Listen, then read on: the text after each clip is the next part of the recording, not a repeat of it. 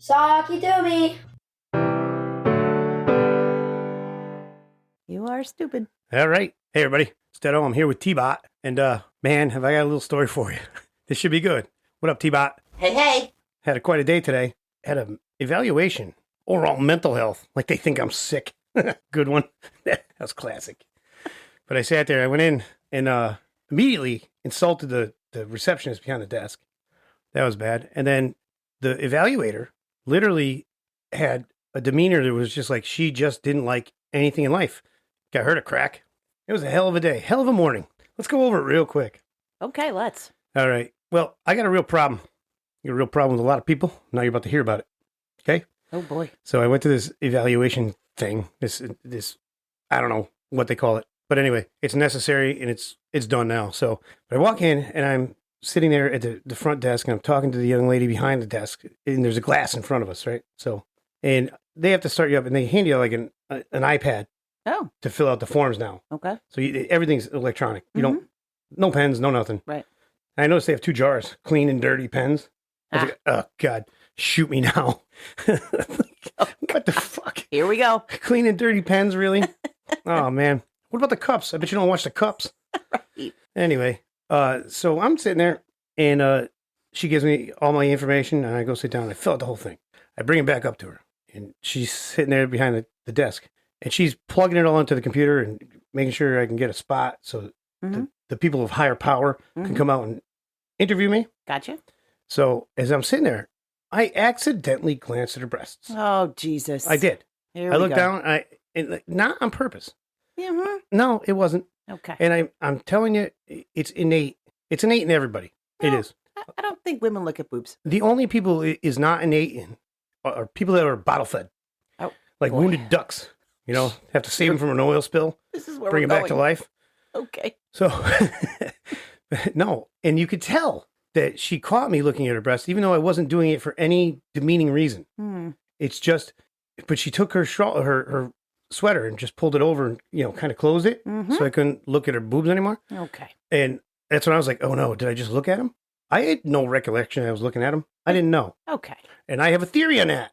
Here we go, people. My theory is, especially men look at boobs more when they're hungry than they do at any other time. Stop talking right now. You've got to be kidding me. Nope. Okay, you need to stop talking. That's a hundo. I don't think That's a hundo. No, it's not. Oh, absolutely. Oh, people. That's so not true. Women look at boobs too. Really? Yes. Okay. Because boobs are where food comes from.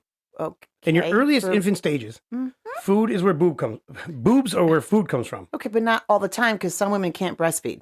I understand that. Those are the people that don't look at boobs when they're hungry. You really are going with this stat right now. Oh, absolutely. Really? Because I noticed myself doing it. And I'm like, I have no reason to be looking at your boobs. Why am I doing it? Good question. But yet I am. You're a guy. And I find myself, like, this morning, I went in there. She obviously saw me look at her boobs. Probably. Right? Which was inappropriate. Totally. And I'm not saying, but I did it. It was involuntary. And it's because I didn't have any breakfast this morning.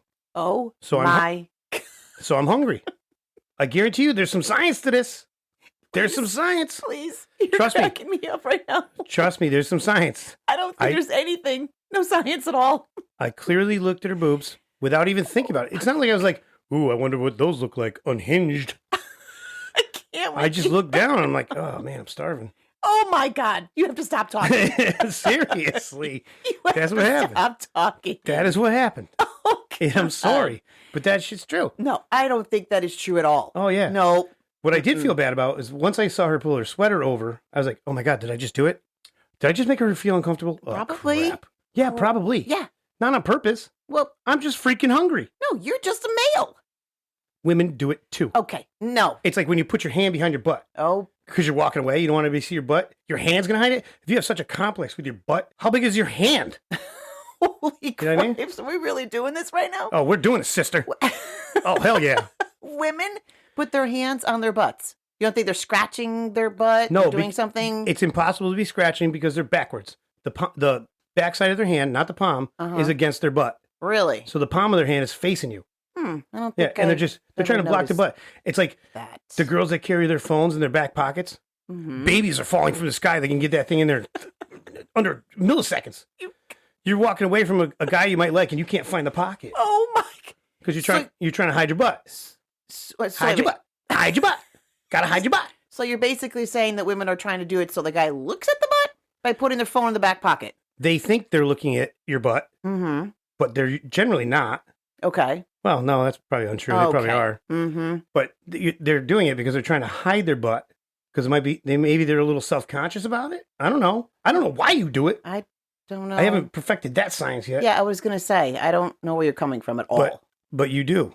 You put your hand back there, or you put your phone, you can't get your phone in your pocket, you're looking for it. You're like, oh, I want to go in. Why won't it go in? So now it takes the guy's eye away from your butt and puts on the phone. Okay. And now, to you, nobody's looking at your butt. Except now everybody's looking at your butt because you can't get your phone in your pocket. Oh, my gosh. So I can't believe it works against you in that way. Guess so. Never heard of these before, but Oh, these are tried and true. These are tried and true. True. These are as real as rain falling from the sky. Okay. That's what this is. Really? Yep. Okay. So that was the first part of the morning. So I'm sitting there and I'm waiting in the waiting room and getting ready to go in.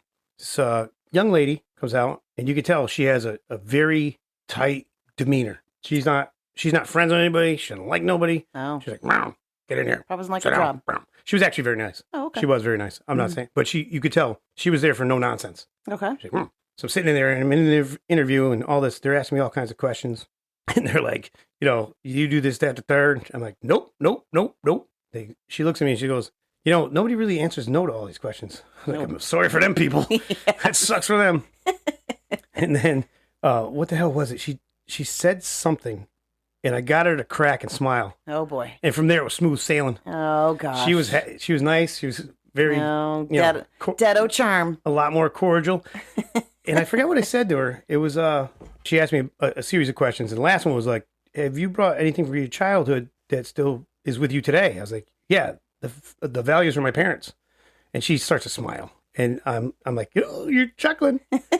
And she starts smiling bigger. Jeez. And at the same time, I have my phone in my pocket. It's on silent, but it's like, Oh, boy. So at that point, she asked me if I had any triggers or anything like that. And I'm like, yeah, stupidity and ignorance. And she's writing this stuff down. And then I'm like, oh, and how I sat out in the lobby for fucking an hour and nobody called me or texted me. I come in here for 10 minutes and sit down and all of a sudden, then she starts dying. And then I knew, I was like, yeah, nailed it. Yeah. And then I told her that in the driver's seat in the car. Nobody calls me all day. I sit down to drive home and it's like taking it off airplane mode. It was awful. I couldn't take it. So true. Oh, man. I hate that. It's like, oh. And maybe I just don't notice how many people actually call me when I'm sitting around. Maybe not. But I know I didn't get any phone calls or any text messages. I'm sitting in that lobby. I go into that room for the meeting, and then, bam, I get knocked out like Mike Tyson by Jake Paul. Oh. Yeah, he got crushed. Wow. Okay. Nah, I'm just kidding. Mike Tyson should have whooped him. He should have.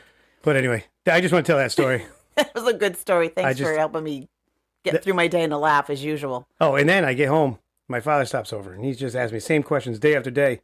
If that ain't a trigger, I don't know what is. Oh. And then I went to work, finally, and nailed it.